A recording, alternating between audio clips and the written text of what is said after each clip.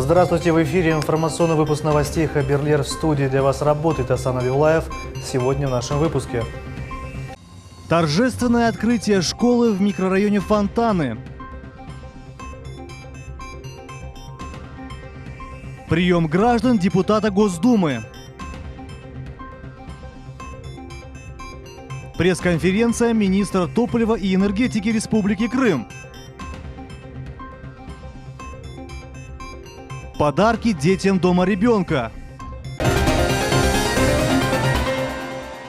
Президент России Владимир Путин после катастрофы российского самолета Ту-154 изменил формат традиционного новогоднего приема в Кремле. Обращаясь со словами поздравления ко всем россиянам, президент подчеркнул, что его выступление носит рабочий характер.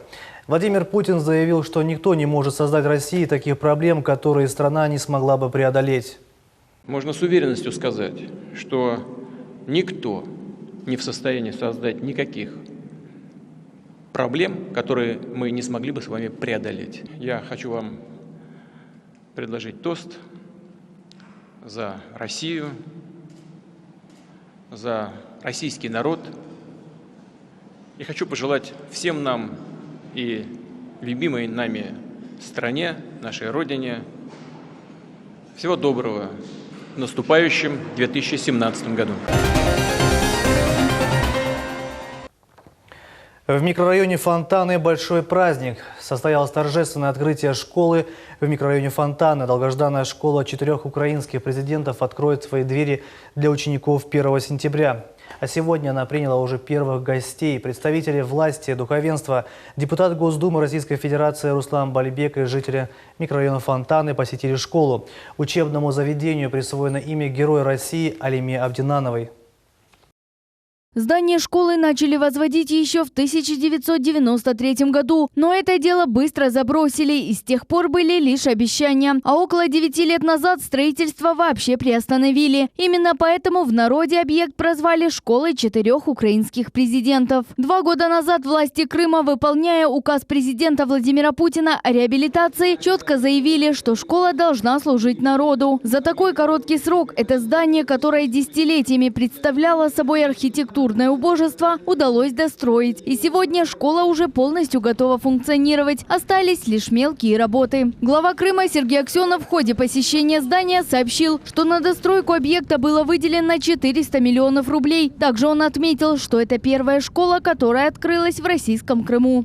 У нас она называлась «Школа 4 президентов украинских» она была, но достроили только при российском, при нашем родном президенте. То есть здесь никому до этого дела не было объекта. Объект стоял здесь 25 лет, разрушался, ну и портил, на мой взгляд, и внешний вид этого района, вообще эстетический и так далее. Вот сейчас школа будет достроена. Школа нужная, и нужная городу, вообще нужная Республике Крым, специализированная школа по многим направлениям будет. Здесь хороший коллектив преподавательский собирается, поэтому я уверен, что все задачи образовательные в этой школе будут выполнены в полном объеме. Ну, за такую школу будет не стыдно. Когда закончим, мы еще раз с вами приедем, уже на прямое открытие, обойдем все помещения, без исключения, сами проверим качество работ с Владимиром Андреевичем. Также при школе создан попечительский совет, в который вошли глава Республики Крым Сергей Аксенов, председатель Госсовета Республики Крым Владимир Константинов. Также по поручению Госсовета объект курировал председатель комитета по межнациональным отношениям Эдип Гафаров. Владимир Константинов в свою очередь рассказал об уникальности данной школы. Это единственное учебное заведение в Крыму, которое полностью оснащено современной техникой. Эта школа уникальная на эту минуту в Крыму, она самая оснащенная. Нет, это первая школа в российском Крыму построена, но в настоящий момент уже 5 школ находятся в работе, так что со следующего года начнутся вводы по всей программе. Наш же Крым многонациональный. Вот показать весь колорит Крыма именно вот в этой школе с привлечением спортивных традиций борьбы крымских. Это курешка, крымско-татарская борьба, самбо, русская борьба, дзюдо. В общем, все здесь будет развито. Здесь 6 открытых спортивных площадок, такого нет в одной школе. 2 спортзала, внутри актовый зал, настоящий тир. Депутат Государственной Думы Российской Федерации Руслан Бальбек, посетив школу, поздравил всех с радостным событием. Он отметил, что школа имени Героя России Алиме Абдинановой сохранит национальный колорит и поможет возрождению крымско-татарского языка. Хочу поздравить всех крымчан с завершением строительства школы 4 президентов. Уверен, теперь эта школа, которая будет называться именем героя России Алимы Абдинановой в народе будет называться школой президента России, потому что благодаря вот программе обустройства, указа президента о мерах реабилитации мы сумели в кратчайшие сроки построить данную школу. И общались с директором школы, который полностью нацелен на то, чтобы школа соответствовала всем требованиям, сохранила национальный колорит. Вот, поэтому уверен, что это будет очагом такой вот культуры возрождения крымско-татарского языка, поэтому вот событие важное, историческое. Школа в микрорайоне Фонтаны сможет принять 825 учеников. Здесь предусматривается открытие 33 учебных классов. В каждом из них созданы необходимые условия для обучения. Посетив здание школы, заместитель председателя Государственного совета Республики Крым Ремзи Ильясов заявил, что данная школа еще раз подтверждает о том, что права крымско-татарского народа никоим образом не ущемляются. Она построена исключительно за счет средств бюджета Республики Крым. Руководство Республики Крым изыскали эти средства, чтобы в конце концов сделать такой подарок. И эта школа сегодня является самой лучшей в оснащении в Крыму. Все, кто пытается говорить, что здесь в Крыму ущемляют по национальному признаку, ущемляют по религиозным каким-то отличиям. На самом деле вот все увидят, что все идет нормально. И что касается народа, никто не ущемляет. И в частности, вот школа, которая будет функционировать с 1 сентября, школа с русским и с крымско-татарским языком обучения.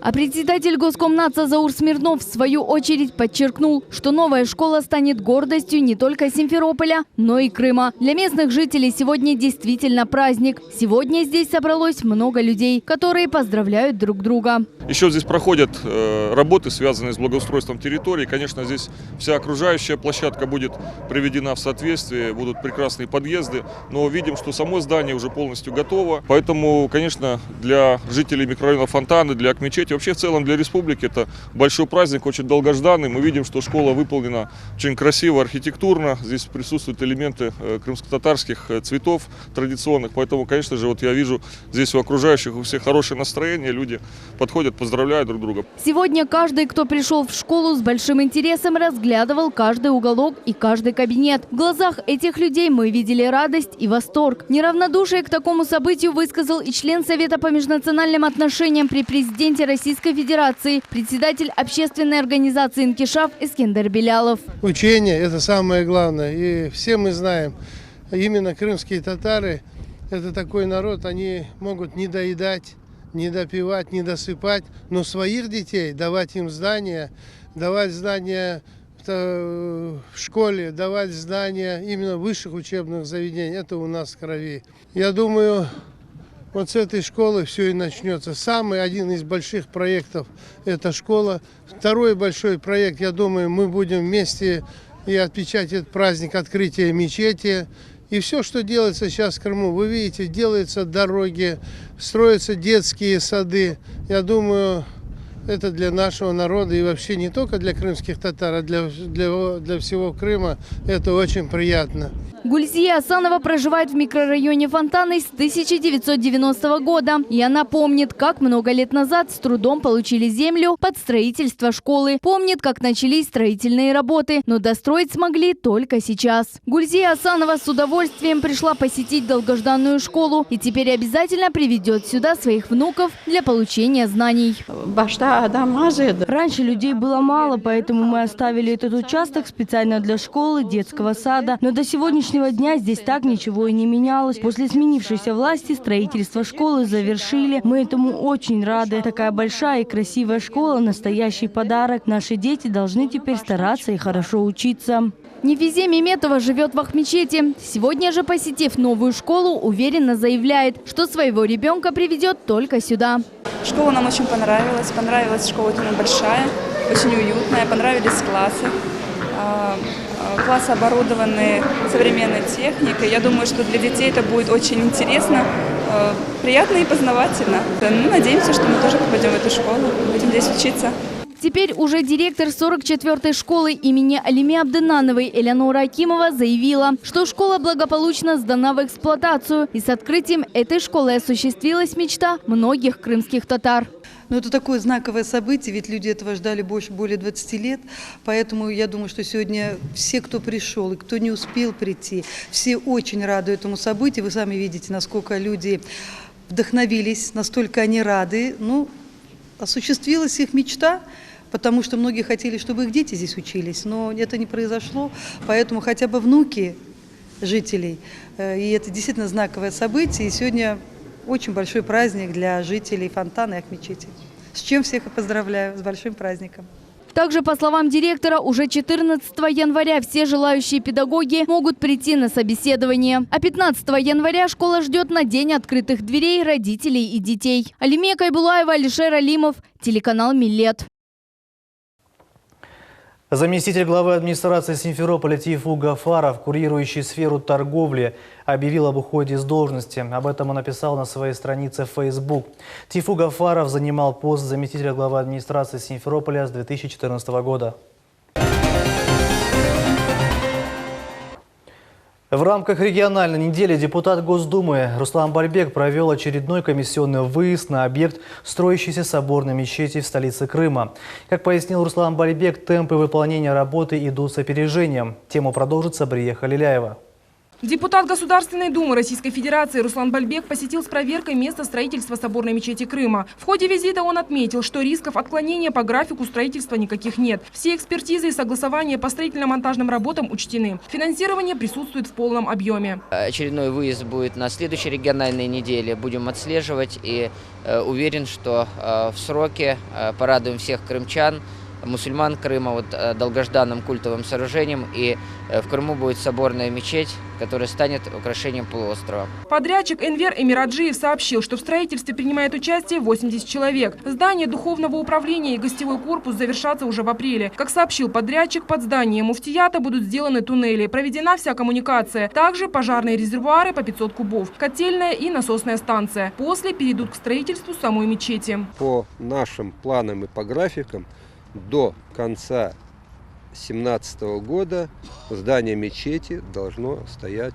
полностью забетонированным и передано под отделочные работы. По словам инженера ПТО технического надзора Тейфука Усманова, документация в порядке. Качество соответствует всем санитарным нормам.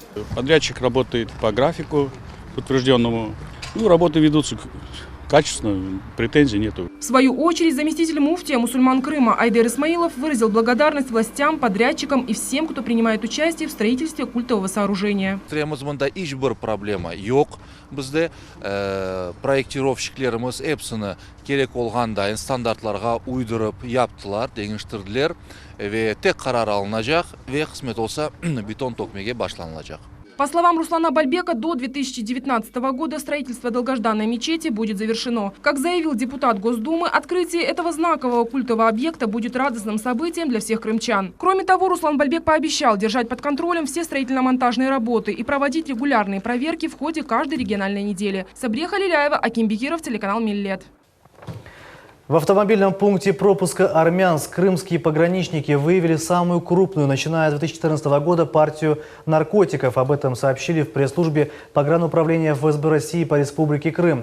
За незаконное перемещение наркотического вещества через государственную границу сотрудниками пограничного управления в отношении задержанного возбуждено уголовное дело. Нарушителю грозит лишение свободы сроком от 15 до 20 лет лишения свободы. Депутат Госдумы Российской Федерации 7-го созыва Руслан Бальбек в рамках региональной недели провел прием граждан. Крымчане обратились к депутату по вопросам оформления земельного участка, трудоустройства и другим социальным проблемам. К депутату Государственной Думы Руслану Бальбеку обратилась жительница города Симферополь Субгие Сейтаблаева со своим внуком с вопросом касательно имущественного спора с администрацией города Симферополя. Рассказывает, что 24 года прожила в общежитии. Вопрос с жильем не решался. После того, как Крым стал частью Российской Федерации, женщине выдали квартиру в столице. Субгие Сейтаблаева благодарит власти Крыма за оказанную помощь, но теперь ее беспокоит вопрос приватизации жилья. Квартиру, которую она получила в течение 20 лет, ждавшую в очереди, не оформляют до конца, потому что объясняет тем, что она нарушила закон и у нее есть частный дом, который числится за ней якобы. Жилищный вопрос мучает и жительницу Симферополя Куртнае Сетмеметову. Ее муж инвалид. Средств на покупку жилья нет. Семья надеется на помощь. Именно поэтому Куртнае Ханым приняла решение прийти на прием к депутату. Мы 20 лет здесь живем. Муж болел. Мы собирали деньги на лечение. Родственники все знают. Нам помогали. Живем мы на Фонтанах, на улице Миржан, на съемной квартире. Муж и жена. 2 дочки. Одна замужем, другая разведенная, тоже снимает квартиру. Семья врачей-фтизиатров Сусаны и Руслан Чулаковы судятся с главврачом Республиканской клинической больницы имени Семашко Александром Остапенко. До этого он возглавлял Крымский республиканский клинический центр фтизиатрии и пульмонологии. Остапенко превысил свои полномочия, вынудив заведующего стационаром Руслана Чулакова выписать из больницы 20 пациентов с диагнозом туберкулез. Последствия были плачевными. Главного врача сняли, вытеснили. Да, Панин Евгений Вениаминович ушел, причем его по статье уволили. Он уперся, его по статье все-таки уволили. Муртазаевич сумел написать заявление все-таки и уйти по собственному, хотя бы сохранить. У нас 5 детей, нам надо сохранить трудовую книжку, чтобы хотя бы в России устроиться на работу. Все озвученные вопросы взяты под контроль депутата Государственной Думы Руслана Бальбека. С некоторыми из них он встретится уже завтра для дальнейшего решения сложившихся проблем. Сегодня на приеме граждан были подняты разные вопросы со стороны крымчан. То есть это и вопросы касаются обеспечения земельными участками, это обеспечение жильем, трудоустройства. Были подняты также вопросы, которые требуют реагирования со стороны надзорного ведомства, то есть однозначно будут мои обращения в Генеральную прокуратуру и МВД. И думаю, что в данных сигналах со стороны крымчан присутствуют признаки преступлений, и будем ждать от правоохранителей их реакции, их оценки данных сигналов со стороны крымчан. Руслан Бальбек планирует встречаться с крымчанами ежемесячно в рамках региональной недели, которая предоставляется каждому депутату Госдумы. Сабрия Халиляева, Дмитрий Низовой, телеканал Миллет. Как скоро заработает газопровод Кубань-Крым? Планируется ли веерное отключение по республике? Будут ли повышаться тарифы на газ и электроэнергию? Об этом и не только говорили сегодня в ходе пресс-конференции министра топлива и энергетики Светланы Бородулиной. Что ожидает крымчан в новом 2017 году, знает наш корреспондент Султания Меджид. Графики веерных отключений были разработаны, но сейчас на территории Крымского полуострова они не применяются. Все точечные отключения электроэнергии по регионам связаны исключительно с перегрузкой сетей из-за использования большого количества электричества. Коллеги, еще раз хочу повторить. Экономия электроэнергии. Если уходите из комнаты, гасите свет. Да? Если не нужен электроприбор, выключите. Я надеюсь, ответила на ваш вопрос. Нету лишнего. Нету лишнего, это такая гражданская позиция наедине сам с собой. Не для соседа, не для кого-то. Это уважение именно к себе. Потребление энергоресурсов должно быть очень аккуратным. График ввода в эксплуатацию теплоэлектростанций переносится ориентировочно на 6 месяцев. Напомним, в Севастополе и Симферополе сейчас строятся газовые ТЭС мощностью по 470 мегаватт для обеспечения базовой генерации. Каждая из станций будет иметь по 2 энергоблока. По строительству самих станций существует определенная задержка, и как руководитель Ростеха уже заявил, отставание где-то порядка полугода. Но отставание будет наверстано, и данные объекты будут введены в строй. Очень важно понимать, что это очень серьезные стройки, большие объекты, и, конечно, в процессе возможны какие-либо корректировки, это неудивительно. По словам Светланы Бородулиной, на магистральном газопроводе Кубань-Крым идет процесс пусконаладочных работ. Он заработает в штатном режиме в ближайшие дни после устранения предписаний Ростехнадзором. Газопровод протяжностью 400 километров соединил материковую часть Российской Федерации с Крымским полуостровом. Трубопровод необходим для поставок голубого топлива к строящимся электростанциям в Симферополе и Севастополе общей мощностью 940 мегаватт. Также в ходе пресс-конференции стало известно, что в 2017 году тарифы на газ и электричество будут повышаться 2 раза в год по 15%. Султания Меджид, Рамазан Аливапов, телеканал Миллет. Украинский Геническ рискует полностью остаться без газа с Нового года. Украинская компания «Сойлгаз» предупредила о планах с 1 января 2017 года вывести газопровод из эксплуатации с последующим его демонтажом и продажей на металлолом для покрытия финансовых убытков. Демонтаж газопровода приведет к отключению от газоснабжения Геническа из сел Геническая Горка и Приозерная. В конце октября украинские СМИ сообщили, что Геническ испытывает острую нехватку газа. О многочисленных просьбах жителей Херсонской области оказать помощь с газоснабжением глава Крыма Сергей Аксенов проинформировал президента России Владимира Путина. Президент поручил обеспечить поставки крымского газа в украинский город. Поставка газа из Крыма в Украину стартовала 12 ноября.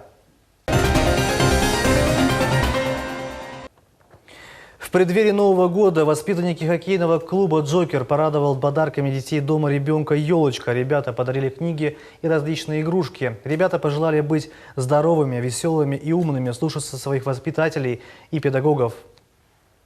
Наша хоккейная команда приехала поддержать детей, которые живут без родителей. Хотим поздравить с Новым годом, пожелаем здоровья и чтобы они нашли свою семью.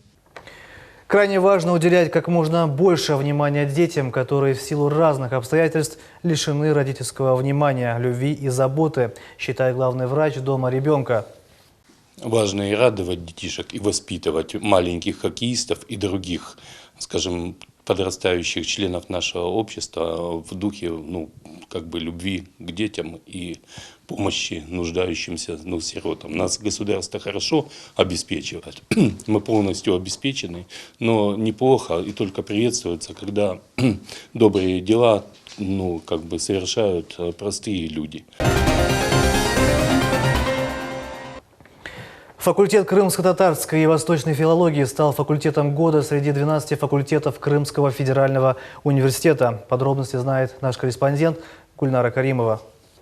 Конкурс прошел по итогам всех мероприятий, организованных и проведенных центром в течение года. Масленица, МИС КФУ, Победа за нами, День знаний, КВН и многих других конкурсов. Прошло все очень замечательно. Мы приготовили замечательную сценку, состоящую из нескольких этапов. В общем, на фоне остальных участников, остальных студентов мы очень достойно выступили. Мы заняли первое место. И то, что мы заняли первое место в факультете года, конечно, это было безумной радостью для нашего факультета. Мы в течение года очень активно участвовали во всех мероприятиях. Конечно, мы бы не добились этого без поддержки нашего заместителя декана по воспитательной работе Левизы Исмаиловны Бекировой. Она проделала колоссальную работу. Для нашего факультета это невероятное событие, так как это произошло впервые за 26 лет. Эмоции переполняют, это очень круто. Я думаю, что мы стали лучшим факультетом благодаря тому, что всегда проявляем активность, принимаем активное участие, и своим креативом мы нравимся другим. Факультет крымско-татарской и восточной филологии исполнили национальный танец Яшлар Авасы. Кроме этого, подготовили костюмированную сценировку Нового года по-крымско-татарски, то есть празднование Навреза. В итоге факультет выиграл кубок за первое место, получил сладкие призы. Также каждый участник получил почетную грамоту. Стоит отметить, заместитель декана Левиза Бекирова была награждена грамотой за добросовестный труд в культурно-воспитательной работе с обучающимися. Факультету, в свою очередь, вручили сертификат на сумму 10 тысяч рублей. Большим подарком у нас послужил вот этот сертификат за первое место факультета года. Это инициатива директора нашей академии Таврической Игоря Николаевича Воронина и, конечно же, правкома сотрудников КФУ Савченко Любовь Васильевна. Большое им спасибо за то, что они нам вчера вручили вот этот сертификат на 10 тысяч рублей. Конечно же, мы еще не знаем, куда мы их потратим, но вот сегодня за чашкой кофе, за сладким столом мы, конечно же, обсудим это, и решим, что мы будем делать на эту сумму. На основании итогов всех конкурсов по оценкам жюри участники за каждый конкурс зарабатывали баллы в копилку своего факультета. Наш чемпион, побеждает только он!